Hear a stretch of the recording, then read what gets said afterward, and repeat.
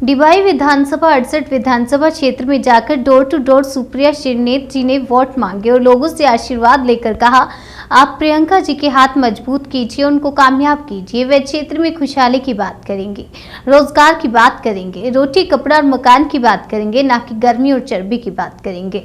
वहां सभी वरिष्ठ कांग्रेसी जन खुशीराम शर्मा, तेजपाल पंडा, नीरज पाठक, एआईसीसी अध्यक्ष धर्मेंद्र सांगवा बहुत कांग्रेस जनों के साथ कांग्रेस कार्यालय पर बैठकर प्रेस वार्ता की, जहां पर सभी पत्रकारों के सही जवाब देकर अपनी बात को समाप्त किया।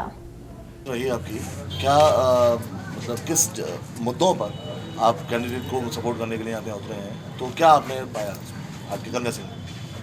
मुझे ऐसा लगता है कि उत्तर प्रदेश का चुनाव बहुत ही निर्णायक भूमिका निभाएगा और इस निर्णायक भूमिका में कांग्रेस की एक बहुत अहम भूमिका होगी। मुझे ऐसा लगता है कि कांग्रेस पार्टी एक अकेली ऐसी पार्टी है उत्तर प्रदेश में जो मुद्दों पर चुनाव लड़ रही है, जो नौकरी की बात कर रही है, जो शिक्षा की बात कर रही है, स्वास्थ्य की बात कर रही है, महिलाओं की बात कर रही है, किसानों की बात कर रही है। वो चर्बी और गर्मी की बात करते हैं, हम भर्ती की बात करते हैं। और मुझे ऐसा लगता है कि उत्तर प्रदेश के 7 करोड़ युवा जिनके पास आज नौकरी नहीं है, वो बात करना चाहते हैं नौकरी की, और जब वो सड़कों पे उतर के प्रदर्शन करते हैं तो हमारे मुख्यमंत्री उनको डराते हैं, धमकाते हैं, एनएसए लगाने की धमकी देते हैं। तो मुझे ऐसा लगता है कि उत्तर प्रदेश के चुनाव युवाओं के लिए, किसानों के लिए, जिन किसानों को सरेआम रौंदा गया गाजर मूली की तरह, और उसका पिता आज भी देश का गृह राज्य मंत्री बना हुआ है, उन लोगों के बनाम चुनाव हो रहा है और जनता जरूर मुद्दों की राजनीति करके कांग्रेस की तरफ एकत्रित होगी।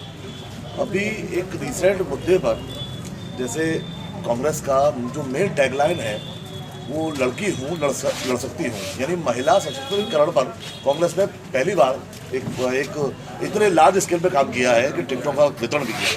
अभी पास ही के गांव में गालिबपुर में एक बच्ची के साथ एक घटना कारित होती है। प्रियंका जी भी आती है और जो जहाँ का वो लड़का था वहाँ पे जाके उससे मिलती हैं। उसके अलावा कोई भी पॉलिटिशियन, चाहे वो किसी भी पार्टी का हो, उस पीड़ित महिला के, उस पीड़ित बच्ची के घर तक नहीं पहुंच पाता। तो इसे क्या शासन प्रशासन की तरफ से रोक माने या आप लोगों का कहीं कुछ मिसकम्युनिकेशन माने? मुझे ऐसा लगता है चाहे वो हाथरस हो जहां पर 2:30 बजे रात को एक लड़की को मिट्टी का तेल डाल के जला दिया जाता है, इसलिए क्योंकि वो एक ऐसे समाज से थी जहां पर अपराधी का संरक्षण पुलिस और प्रशासन दोनों कर रहा था। मुझे ऐसा लगता है कि लखीमपुर में जहां पर एक चुनी हुई महिला की सारी का चीद हरण होता है और सारी सरकार चुप रहती है। मुझे ऐसा लगता है उन्नाव में जहां पर वो लड़की लड़ने के लिए बेताब थी और वहां पर एमएलए दोषी पाए गए, आरोपी नहीं है, दोषी पाए गए, वहां पर भी भाजपा का जो हमने रवैया देखा है वो पिछले 5 साल में आरोपी को राजनीतिक संरक्षण मिलेगा, लेकिन पीड़िता और उसके परिवार का या तो चरित्र हनन होगा या उसका दमन होगा। हम इस राजनीति के खिलाफ हैं। और जो आपने 40% की बात कही, आपके डायरेक्ट सवाल का मैं जवाब दूंगी।